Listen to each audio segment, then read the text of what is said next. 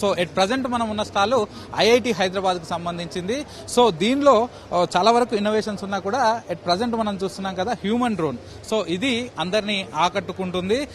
So ఇది ఎవరు తయారు చేశారు ఏంటి అని వీళ్ళతోటే కలిసి మాట్లాడదాం.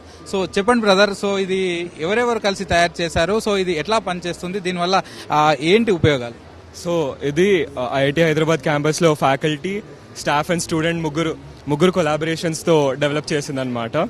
సో ఇది టీహాన్ అనే ఒక హబ్ ఉంది మా క్యాంపస్ లో, technology innovation hub for autonomous navigation. So self driving for aerial and terrestrial vehicles పైన వర్క్ చేస్తారు వాళ్ళు. సో ఇదొక ప్యాసింజర్ మొబిలిటీ డ్రోన్ అనమాట. లైక్ నార్మల్ జస్ట్ మనం కూర్చొని we have to enter where we have to get down. So అది మనల్ని అలాగే తీసుకెళ్తుంది.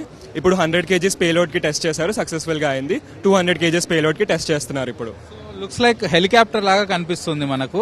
సో ఇది హ్యూమన్ డ్రోన్ అంటున్నారు కాబట్టి, సో మనం దానిలో ఏమైనా తీసుకెళ్లొచ్చా థింగ్స్ కానీ, లేకపోతే మనతో పాటు థింగ్స్ కానీ ఏమైనా క్యారీ చేయొచ్చా? ఎమర్జెన్సీ టైంలో ఇది ఉపయోగపడుతుందా?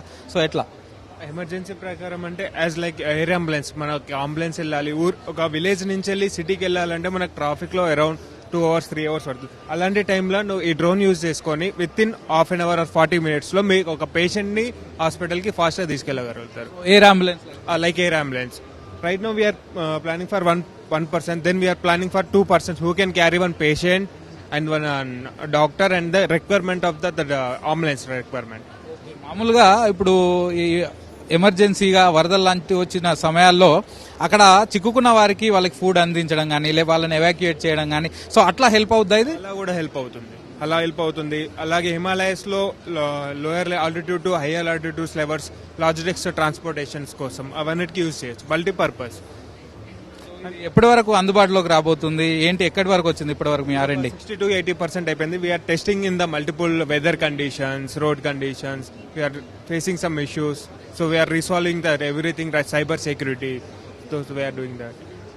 చూస్తున్నాం కదా. సో ఈ హ్యూమన్ డ్రోన్ సో ప్రస్తుతానికైతే R&D స్టేజ్ లో ఉన్నదని చెప్తున్నారు. సో వీళ్ళు ఐఐటి నుంచి డిఫరెంట్ గా కొత్త ఇన్నోవేషన్స్ తోటి వస్తున్నారు. సో దీని గురించి చెప్పండి. సో ఇదేంటి, మనకు లుక్స్ లైక్ ఒక కార్ లాగా కనిపిస్తుంది, ఏంటి ఇదంతా? అవును, సో మా క్యాంపస్ లో ఒక 16-seater సెల్ఫ్ డ్రైవింగ్ కార్ ఉందన్నమాట. అది స్టూడెంట్స్ వాడుతూ ఉంటారు, లైక్ మెయిన్ గేట్ నుంచి హాస్టల్ సర్కిల్కి వెళ్ళడానికి అలాగా.